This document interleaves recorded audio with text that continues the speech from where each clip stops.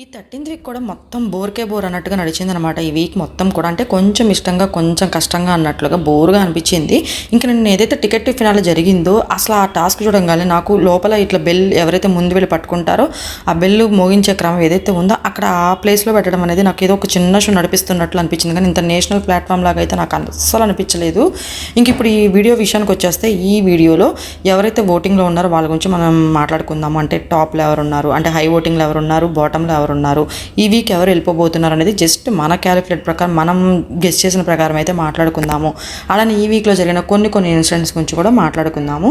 నిన్నైతే ఎపిసోడ్ జరిగింది కదా, అంటే ఈ వీక్లో ఎవరైతే ఎక్స్ కంటెస్టెంట్స్ వచ్చారో ఎవరిలో మీకు ఎవరు వరస్ట్ అనిపించారో కామెంట్ సెక్షన్లో కామెంట్ చేయండి, ప్లీజ్ కామెంట్ చేయండి. అలానే లైక్ చేయండి, నచ్చకపోయినా డిస్లైక్ చేయండి. ఇంక ఇప్పుడైతే విషయానికి వద్దాము. నిన్న వచ్చిన వాళ్ళలో ఎక్స్ కంటెస్టెంట్స్లో నాకైతే బెస్ట్గా అనిపించింది శ్రీముఖి అనమాట.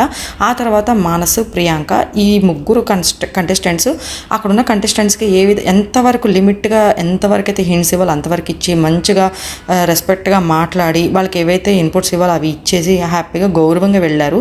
ఇంకా మిగతా వాళ్ళు ఎవరైతే ఉన్నారో అఖిల్, హారిక, ఇంక ఈ వితిక, షేరు, పునర్నవి చిరాకు అనిపించింది. చిరాకు అంటే చిరాకు, అసలు ఎందుకు వచ్చారో అర్థం కాలేదు, ఎందుకు వెళ్ళారో అర్థం కాలేదు, చిరాకు పుట్టిందనమాట. అంత వాగుడికాయల్లాగా మాట్లాడారు. అదంతా అయిపోయింది. ఇంక ఇదంతా కూడా ఒక బోర్కే బోర్లాగా అనిపించింది. నాకైతే టికెట్ ఫినాల్కి సంబంధించి ఏదైతే టాస్క్ పెట్టారో అది ఆల్రెడీ పృథ్వీ విష్ణు టాస్క్ ఉంటుంది కదా ఒకటి, ఆ టాస్క్ లాగా అనిపించింది అనమాట. నాకు ఇంచుమించుగా అలా అనిపించింది. అసలు ఎడిటింగ్ చేసే వాళ్ళు ఎవరైనా ఉన్నారు అంటే కనుక నిజంగా వేస్ట్గా అనిపిస్తుంది ఈ సీజను. ఎందుకు చెప్తున్నానంటే నిన్న ఏదైతే జరిగిందో ప్రేరణ, టేస్టీ తేజ, రోహిణికి గొడవ ఏదైతే జరిగిందో పెద్ద గొడవ జరిగింది, చాలాసేపు లాగ్ అయిందనమాట.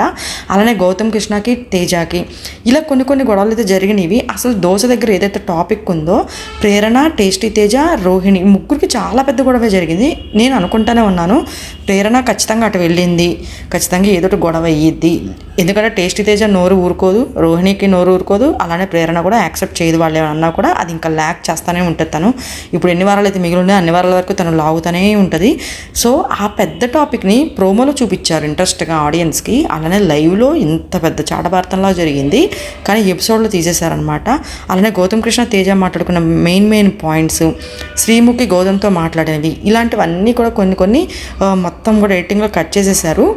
అంత కరెక్ట్గా లేదేమో ఎడిటింగ్ అనిపిస్తుంది. మరి ఎవరిని విన్ చేయాలనుకుంటున్నారో ఏంటో బిగ్ బాస్ అస్సలు అర్థం కావట్లేదు, అంత ఘోరంగా ఉంది. మేబీ ఏమైనా వీకెండ్లో ఇంట్రెస్ట్గా ఉంటుంది ఆడియన్స్కి, కొంచెం టీఆర్పీ కూడా బాగుంటుందని చెప్పి ప్రేరణ, టేస్టీ తేజ ఈ రోహిణి గొడవని టెలికాస్ట్ చేసి చూపిస్తారేమో అని అయితే వెయిట్ చేయాల్సిందే. ఇంకా నిన్న జరిగినది ఏదైతే ఉందో, నిన్న ఇంకా టికెట్ ఫినాల్కి సంబంధించి టాస్క్లు అయితే జరిగినాయి కదా, దానికి ఆ టాస్క్ కన్నా ముందు కూడా నిఖిల్, అలానే అవినాష్, రోహిణి వీళ్ళ ముగ్గురిని బిగ్ బాస్ కంటెండర్గా మీరు ఎవరిని సెలెక్ట్ చేసుకుంటారు అన్నప్పుడు టేస్టీ తేజని అయితే సెలెక్ట్ చేసుకుంటారన్నమాట. అంటే పృథ్వీ, గౌతమ్ కృష్ణ, టేస్టీ తేజ నుంచి టేస్టీ తేజని సెలెక్ట్ చేసుకుంటారు. అలా సెలెక్ట్ చేసుకున్న తర్వాత పృథ్వీ నిఖిల్ని అడుగుతాడు, నువ్వు నన్ను సెలెక్ట్ చేసుకోకపోయినా పర్వాలేదు, ఏ బేసిస్ మీద అంటే ఒక క్లారిటీ ఆఫ్ థాట్ ఉంటే కనుక నీకు. గౌతమ్ కృష్ణ 4 టాస్క్లు ఆడాడు, కనీసం 2-3 పొజిషన్లో ఉన్నాడు, ఎక్కడా గివప్ అవ్వలేదు. కానీ టేస్టీ తేజ 2 టాస్క్లు ఆడాడు, ఏవి ఫినిష్ చేయలేదు. మరి టేస్టీ తేజని ఏ బేసిస్ మీద సెలెక్ట్ చేసుకున్నారని చెప్పి ఒక పాయింట్ అడుగుతాడు. సూపర్గా అనిపించింది నాకు. పృథ్వీ, నిఖిల్, గౌతమ్ కృష్ణ కంటే కూడా విన్నింగ్ క్వాలిటీస్ ఎక్కువ ఉన్నాయని అనిపించింది. కాకపోతే ఏంటంటే ఏది మాట్లాడినా తనకి లాంగ్వేజ్ ప్రాబ్లం ఒకటి, నామినేషన్స్లో మాట్లాడే విధానం ఆ 2, అలానే రెటమాతంగా మాట్లాడతాం, వీటి వలన తను ఏది చెప్పినా కూడా అది నెగిటివ్ వేలోనే వెళ్తుంది హౌస్లో. సో అందుకని అంతగా వెళ్ళలేదు ఆడియన్స్కి. కానీ తను చాలా జెన్యూన్ అనమాట. నామినేషన్స్లో ఎంత మాట్లాడినా ఇంకా అది అయిపోయిన తర్వాత ఎవరితో కొంతసేపు వరకు మాట్లాడు, ఇంకా అది కంటిన్యూ చేయడం అనమాట, ల్యాక్ చేయడు. తన వరకు వచ్చి ఎవరైనా కదిలిచ్చి తను మాట్లాడితే మాత్రం లెఫ్ట్ అండ్ రైట్ ఇస్తాడు అనమాట అది. కానీ తన ఓన్గా తను డెసిషన్స్ తీసుకుంటాడు, ఆ డెసిషన్ మీద స్టాండ్ అయి ఉంటాడు. ఇంకొకటి హ్యూమన్గా కూడా ఆలోచిస్తాడు. ఇంకొకటి ఏంటంటే బెస్ట్ థింగ్ ఫ్రెండ్షిప్కి మంచి స్టాండ్ తీసుకుంటాడు అనమాట. అన్ని క్వాలిటీస్ ఉన్నాయి. కానీ ఏదైతే ఉందో అంటే కోపం, మాట్లాడే విధానం, అవన్నీ వాటి వల్ల ఇవన్నీ పక్కకి వెళ్ళిపోయినాయి అనమాట. టాస్క్లు అయితే చింపేస్తాడు అంతే, సూపర్గా ఆడతాడు. అక్కడ ఫ్రెండ్ ఉన్నాడా లేదంటే పక్క గ్రూప్ వాళ్ళు ఉన్నారా అలాంటివి ఏమీ ఉండవు. సో అందుకని నేను అంటున్నాను నిఖిల్, గౌతమ్ కన్నా కూడా గుడ్ క్వాలిటీస్ అండ్ అలానే విన్నింగ్ క్వాలిటీస్ ఉన్నాయి. బ్యాడ్ క్వాలిటీ వచ్చేసి ఇంకా కోపము, ఆ మాట్లాడే విధానము. మెయిన్లీ మైనస్ ఏంటంటే లాంగ్వేజ్ ప్రాబ్లం. సో అంతే. నిఖిల్ ఏంటంటే డబుల్ ఫేస్డ్, అంటే మాస్క్ ఉన్నట్టే ఖచ్చితంగా. అంటే ఎవరేమనుకుంటారు ఏంటో, ఇలా చేస్తే అలా చేస్తే ఇలా ఇద్దేమో, అందరినీ నొప్పించకుండా మాట్లాడతాను అనే విధానంలో వెళ్తున్నాడు. కానీ ఇక్కడ అట్లా కుదరదు. ఎక్కడో ఒకటి అట్లా జరుగుతూనే ఉంటుంది. ఒక ఇంట్లో ఉండడం వల్ల మనకే కుదరదు ఒక్కొక్కసారి. సో అదన్నీ కవర్ చేయాలని చూస్తాడు అనమాట. అక్కడ దొరికిపోతున్నాడు నిఖిల్. అక్కడికి టేస్ట్ తేజాన్ని ఎందుకు సెలెక్ట్ చేశాడో అసలు అయితే అర్థం అవ్వలేదు. ఇంకా ఓటింగ్ పరంగా చూసుకుంటే టాప్లో అయితే అఫీషియల్ ఓటింగ్లో నిఖిలే ముందున్నాడు. ఆ తర్వాతే గౌతమ్ కృష్ణ. అసలు నాకు గౌతమ్ కృష్ణ రన్నర్లో కూడా రావాలన్నా కూడా అసలు నాకైతే అస్సలు యాక్సెప్ట్ చేయాలనిపించట్లేదు. అసలు కంపారిజేషన్ కూడా చేయాలనిపించట్లేదు. బయట ఉన్న పిఆర్ టీమ్స్ అసలు ఎన్ని ఉన్నాయంటే అన్ని ఉన్నాయి. వాళ్ళందరూ ఇలా పోర్ట్రే చేశారనమాట. ఇద్దరికి రన్నర్ గౌతమ్ కృష్ణ ఇద్దరే ఉంటారు, 1-2 పొజిషన్లు ఇలా ఇలా ఇలా మార్చేసి ఇంకా అది అట్లా పోర్ట్రే చేస్తారనమాట బయట. అంతే.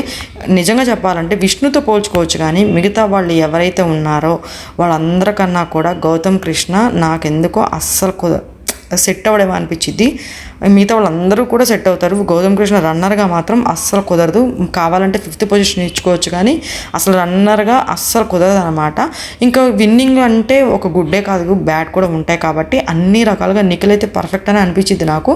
ఇంకా పృథ్వీరాజ్ శెట్టి, అలానే నబీల్, ప్రేరణకి రన్నర్గా ఇవ్వచ్చు, కానీ అందరు ఇంకా అట్లా చేస్తున్నారు, ఇంకా 1-2 పొజిషన్లను ఉంటారు అని అందరు చెప్తున్నారు కాబట్టి ఇంకా అదే వెళ్ళిపోతుంది ఆబ్వియస్గా. ఇంకా తర్వాత మనం ఓటింగ్ విషయానికి వస్తే అఫీషియల్ ఓటింగ్స్లో ఎక్కడ చూసినా కానీ నిఖిల్ ఉన్నారు. ఆ తర్వాత గౌతమ్ కృష్ణ, ఆ తర్వాత నబిల్, ప్రేరణ, Vishnupriya, Prithviraj Shetty, Avinash, tasty Teja.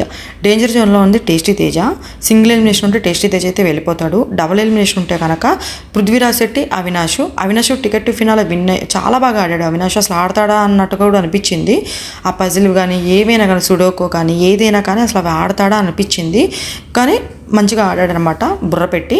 So ticket phenol అయితే వచ్చేసింది. ఇంకా టాప్ 5లోకి అయితే వెళ్ళిపోయాడు డైరెక్ట్గా. కాకపోతే ఇక్కడ ఏంటంటే డేంజర్ జోన్లో ఉన్నాడు అవినాష్.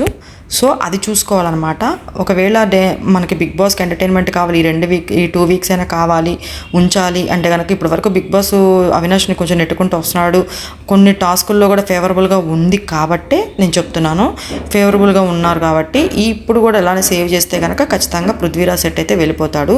అసలు ఏదైనా జరగచ్చు. ఆ ఫస్ట్ 3 ప్లేసెస్ ఏవైతే ఉన్నాయో అవైతే డేంజర్ అయితే కాదు, 4 ప్లేసెస్ ఏవైతే ఉన్నాయో అవి డేంజర్ అయితే కాదు. మిగతా వాళ్ళు ఎవరైతే ఉన్నారో వాళ్ళైతే డేంజర్ జోన్లో ఉన్నట్లే. ఎవరినైనా పంపించేయచ్చు బిగ్ బాస్. అది మనం ఈరోజు ఎపిసోడ్ వరకు చూడాల్సిందే, క్లారిటీగా వచ్చేస్తుంది అనమాట.